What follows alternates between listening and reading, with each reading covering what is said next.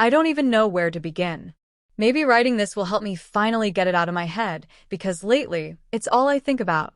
I ruined my marriage. I wrecked something truly good chasing something I thought I was missing. And now I live with a regret deeper than I ever thought possible. Looking back, I made one terrible decision after another. And the most tragic part? If you had asked me just a year ago, I would have told you I hadn't done anything wrong. I thought I deserved a break from the monotony. I thought I needed something more. I was blind. And by the time the fog lifted, it was too late. Everything had already fallen apart. Dan and I were married for 7 years, nearly a decade together. He was my anchor, the man who always showed up for me no matter what. In the beginning, we were head over heels. The love was real, deep, and comforting. With him, I felt safe, secure in a way I'd always craved. I'll admit, I grew used to that feeling, maybe too used to it. Dan was kind, patient, thoughtful. He always made me feel supported. But somewhere along the way, I stopped appreciating it. That stability, which was once a blessing, began to feel dull. I wanted passion, fire, something to break the routine. Instead of working through those feelings or communicating, I blamed Dan. I told myself he had let things get stale, that I was trapped, that he'd tricked me into a life I didn't want anymore. And then Nathan showed up like a spark to dry grass. He was bold, charming, full of energy. Everything Dan wasn't. With Nathan, I felt noticed again. Wanted. Desired in a way I hadn't felt in years. That rush, it consumed me. I started telling myself lies, that this was what I had been missing, that I was finally feeling alive. Instead of pouring effort into my marriage, I surrendered to the fantasy. When the affair began, I felt like a teenager, sneaking around, lying, stealing moments that weren't mine to take. It gave me a thrill I confused for happiness. My logic twisted itself into knots. This is my time. I deserve something exciting. Dan will understand. He doesn't even have to know. But the guilt crept in, slowly and steadily. I ignored it. I withdrew from Dan emotionally, then physically, because pulling away was easier than facing what I was doing to him. He noticed, of course. He always noticed. He'd ask if I was okay, if he could help. He remained patient, checking in, offering support. And I kept brushing him off, hiding behind excuses like being tired or work stress. Honestly, part of me wanted him to feel like the problem. That way, I didn't have to feel like the villain. Then one evening, everything changed. Dan approached me looking more serious than I'd ever seen him. He asked if there was something I wanted to tell him. My stomach dropped.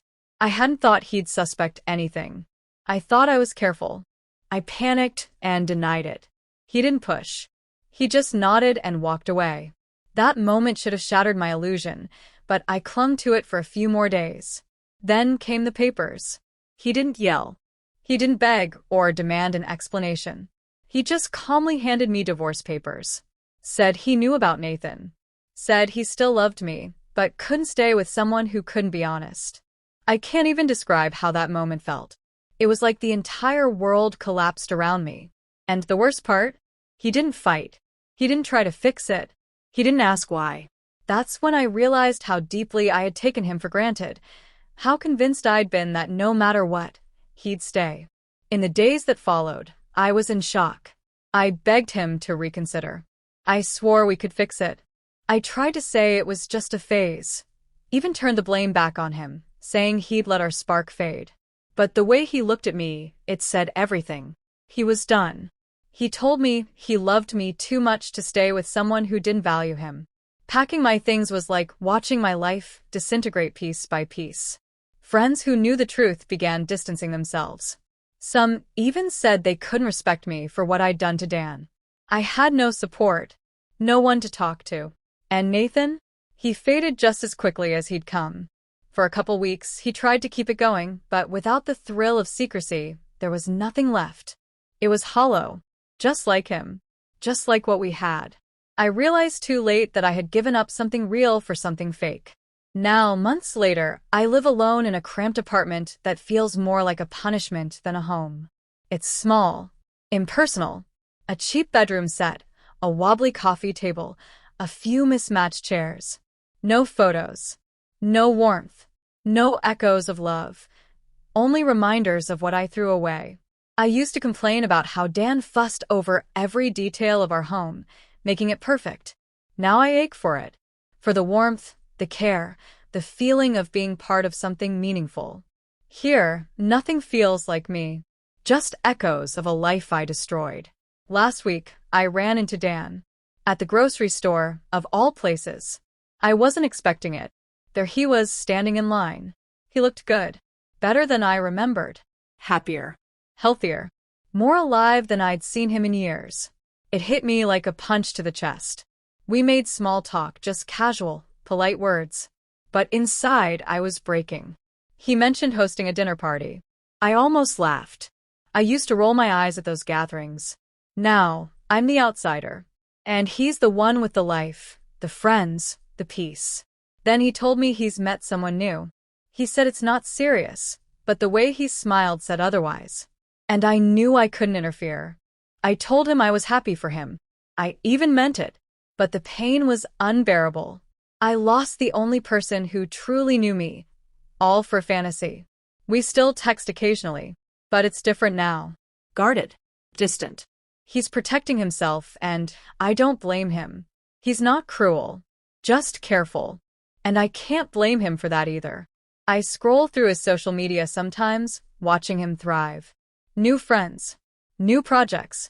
A fresh chapter. And it stings every time. Because I'm stuck here, surrounded by the wreckage of what I destroyed. I'm in therapy now. I'm trying to rebuild. Hoping someday I'll be lucky enough to find love again, and wise enough not to destroy it.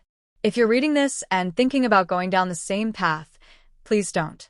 Don't let temporary emotions rob you of something permanent. Don't throw away what truly matters.